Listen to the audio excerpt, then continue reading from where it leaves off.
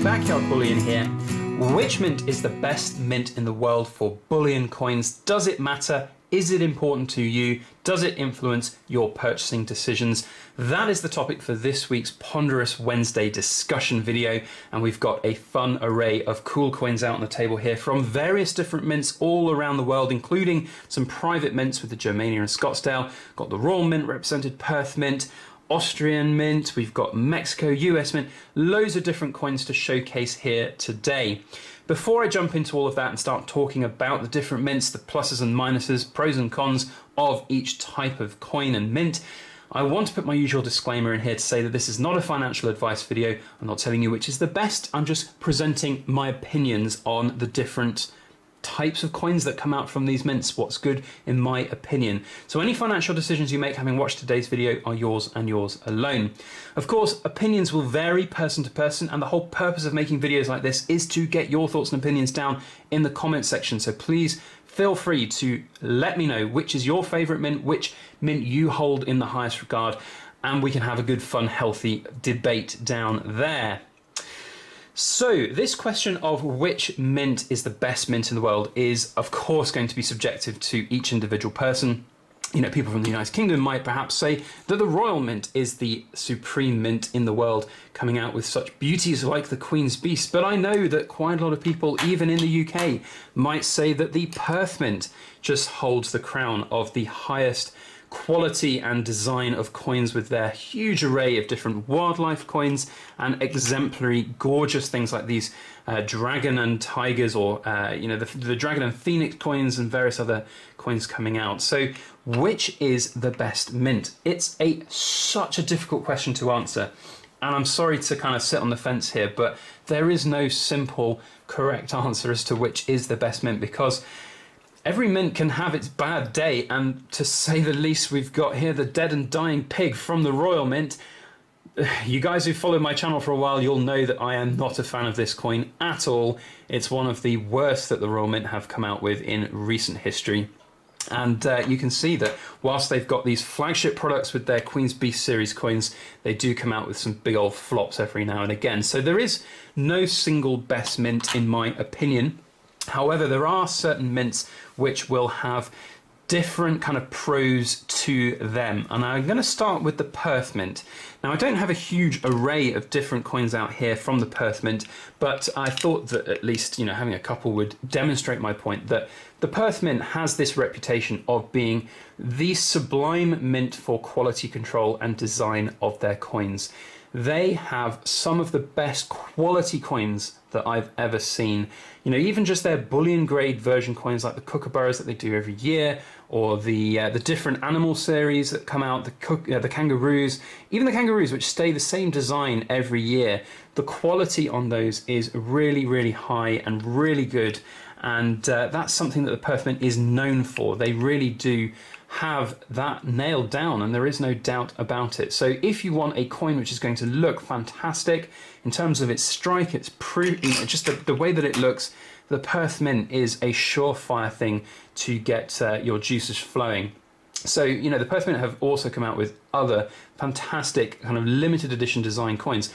That's something to talk about as well. The Royal Mint is going down that route a little bit now with some of these new kind of coins that you've seen, like the Oriental Border, the Royal Arms coins. These are all having lower mintages, and they seem to be kind of following suit with the, you know, with the sort of Perth Mint and other various mints out there that do these kind of lower mintage kind of special editions.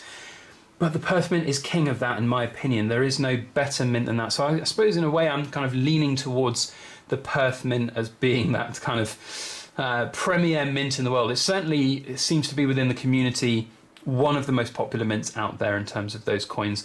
And when they come out with new designs, there's always this buzz about them. The Swan, I mean, there's loads of different examples. So the Perth Mint perhaps is the best mint out there. But it's all down to subjectiveness, because there are coins that are just simply even more alluring than that. The Mexican Libertad that come out from the Mint of Mexico is, of course, one of the premier collector coins out there. And the proof versions of these, now I don't have any proof versions out on the table here. Come on, camera, focus on this coin. It's a very nice coin. You know you want to. There we go.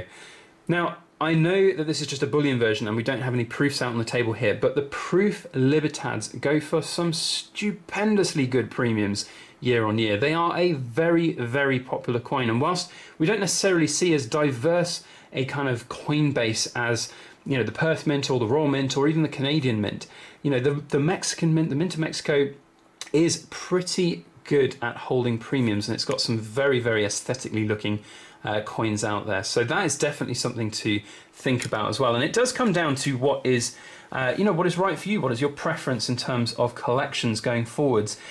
One of the mints that I think a lot of people would agree to kind of steer clear of in that regard of kind of growing a collection, growing a date run and looking to have premiums is our favourite mint here, the Royal Mint of Canada. Now, I have nothing specific against the Royal Mint of Canada, but they do have, and they have had issues on what's called milking. Now, you might not see a lot of things wrong from this side, but if we turn over this 25th anniversary coin, you can see, holy cow, literally, there's some big old chunky milk spots on this coin.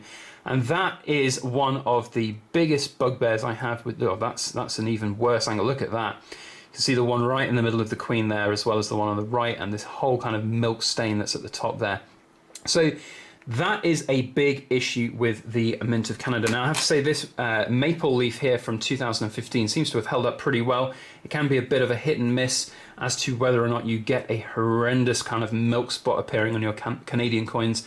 And I know the Mint of Canada has, you know, really kind of stepped up with a kind of mint shield or mint guard or whatever it's called, technology to help reduce those kind of milk spots appearing. But you know, that's one of the things that really does show from the kind of Royal Canadian Mint, that they do have these kind of ongoing milk spot issues and quality issues. They do have a really good, you know, I don't want to be all negative about the Mint of Canada. They do have some really stunning coins that come out. In terms of designs, they've got a wildlife series, they've got so many awesome coins, but they're plagued often by these milk spots, and that just destroys any potential premium that would have been grown on those coins, and it basically means that they're worth melt. And I've cut up and melted so many milky maples that you will not, you just be sort of flabbergasted at it. They do, however, you know, this is an exemplary coin from the Royal Mint of Canada. They do, though, do some incredibly cool designs. This Tree of Life coin, this yin and yang style design with night and day, and the Tree of Life is just sublime. And I'm happy to say this seems to be milk free at the moment, which is obviously really nice to see, as it was a premium coin when I purchased it. So, you know, there are pluses to the Canadian Mint for sure, but it's, you know, a bit of a hit and miss sometimes. Hopefully with the Mint Guard, things are improving. Whilst we're on the subject of milk spots and milking, there is, you know, I've seen issues with the with the philharmonic coins from the Austrian Mint. There definitely are issues. You can see some of the discoloration on the right-hand side of the coin here. You know, Austrian philharmonicas are one of the most popular coins out there in Europe. Obviously, being a euro-denominated coin, it's just one of the most popular, and it's one of the most efficiently priced bullion coins usually out there at the moment too. But they do have these issues, and I've seen many different, you know, Austrian philharmonicas that have, you know, lackluster look to them. This is a 2015, obviously, one of the first coins I bought actually, and it's, you know, developed these kind of tonings and milkings around the side of the coin. Not fantastic for holding premiums, and you don't often see great premiums coming on these, even backdating, you know, 5, 10, 15, 20 years. They just don't hold their premiums at all. Few other mints to talk about first, so let's just talk very briefly about the South African Mint. So the South African Mint is, you know, it's a world-known mint because it's made krugerrands for countless decades, the gold krugerrands, which are one of the most world-recognized gold coins out there. And they brought out the silver krugerrands in 2017 with this sort of silver-proof krugerrand. Not this one, I haven't got one in hand, but it was that sort of limited edition silver-proof, really quite an expensive coin. Whether it set the world on fire, I don't know. In terms of production of these silver, basically you can see that there's, this one's a pretty new one I've taken out of a tube, but I have shown krugerrands on my channel before that have had milk spots develop, and there have been kind of ongoing quality control issues for some people on their krugerrands, which is an interesting thing. There isn't a great deal of diversity coming out from the South African Mint, but As you saw in a recent video, there are these fantastic wildlife series coins that are coming out, and they do look pretty good, I have to say. New field though, South African Mint is not necessarily known for its kind of proof, and diverse bullion type coins. So whether that's going to happen in the future, I don't know. Then the last mint, I think, well, apart from the private mints, we will talk a little bit about those. The last mint to talk about here are the Niue Mint, so the New Zealand Mint. Now, the New Zealand Mint is an interesting one. They do have these very, very interesting design coins. The camera is struggling today. Sorry, guys, with the light. It's a really dreary, horrible day here in the UK. They do have some absolutely fantastic coins. The turtles are some of my favourite out there, and I really do like them. This is one of my favourite coins. One of the first coins actually we bought. Mrs. Backyard Bullion and I have a thing for turtles. We absolutely love them. We swam with them on our honeymoon, and it was absolutely magical. And yeah, so it's one of my favourite coin designs out there from the Niue Mint. They do have this owl, and this owl is literally the cheapest silver coin that one can buy out on the market at the moment, and it's cheap and cheerful. That is all you need to know. It's not any kind of Perth Mint coin, and you really do, put them side by side, and you can see here, I think, the honest look and the honest review. There is some significant differences in the kind of the finish, the look, the feel, the design. It's very different, and you can see there's a little bit of discoloration on this side here of the Niue Owl, which is, for a 2019 coin, you shouldn't really be getting. And this kind of rim design is questionable as well, because it does scratch up quite easily when they're all stacked in a tube. So the different mints that are out there, there are lots of different schools of thoughts on these. That's the main kind of government mint coins that we've covered. There are, of course, an incredibly large amount of private mints out there, which are starting to, well, they've been doing it for a long time. So one of the biggest out there in the terms of the private mint side of things is the Scottsdale Mint. The Scottsdale Mint has done countless other coins and designs. I've got this one here, which is one of the ones I've just pulled out from my collection, the Hokusai Great Wave. Often they're limited edition coins with low mintages. I can't remember off the top of my head what the mintage was this. It was 25,000 or 50,000, I can't remember. Very low mintage overall though. Really exciting designs, and they often partner up with less known countries for their coinage. This one is the Fijian country, as you can see with the crest there on the back. So, there's lots of different schools of thoughts on these private mint coins as to whether they're good. I have to say the Scottsdale Mint seems to do a really good job in terms of holding premiums.